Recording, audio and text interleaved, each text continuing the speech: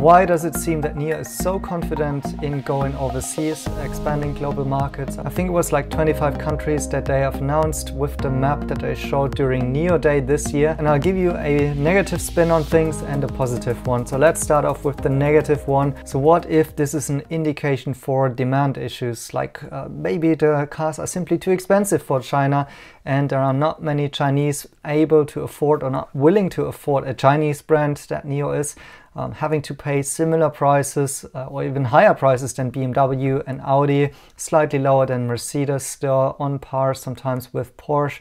So high average sales prices, of course also outstanding quality, but maybe there is just simply not big enough of a market, and that is kind of forcing NIO to go beyond China and explore other markets like Europe, where people are used to afford those more premium type cars. That would be one reading. And now let's also look into the positive one. It simply could be that NIO's market entry to Norway has proven that they are on the right track. So this is from a Reddit forum, and this seems to be a NIO owner from Norway who's been replying to about how he likes the car like this.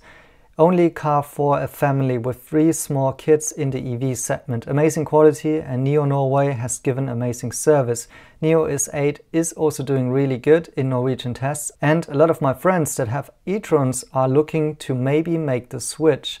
The best deal is the BAS, so battery as a service price, and user rights as you get as a pioneer in Norway. So if you order the car before the 1st of March. All in all, an amazing package. The biggest surprise was the amazing sound system. And if you're following NIO, you've possibly seen the positive tests in the press, but also some of the other reactions by NIO owners. They are indeed quite positive so far. And by the way, even though these are quite low numbers so far for the NIO ES8 in Norway, so only more than 200 sold so far, this is still impressive given if you compare it to Xpeng, who has, for 2022 only sold 14 pieces so far.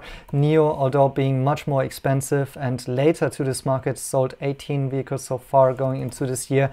And Xpeng, although having like 3 models, like last year, didn't sell that many either, even though they are in the market already much longer. And possibly, this was a quick indication that NIO is well received in terms of the product that they are selling overseas, and so they are expanding. I think the plan is 20 battery swapping stations in Norway by the end of this year, going into other markets, of course, also in Central Europe and so on, and possibly, using this window of opportunity that there is right now, that there is no real competition, and the competition that there is, in fact, like the e-trons, seem to be maybe not on par with what NIO can offer in terms of performance and price, even as perceived by Europeans, and even much more so, I guess, by the Chinese, because we can see that some legacy automakers are really struggling right now of keeping their sales up in China.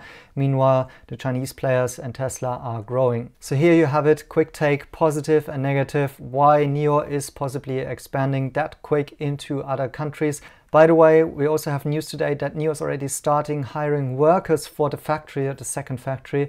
So the capacity might be there then. So the question is, where can they sell it? Will there be demand anyways for it?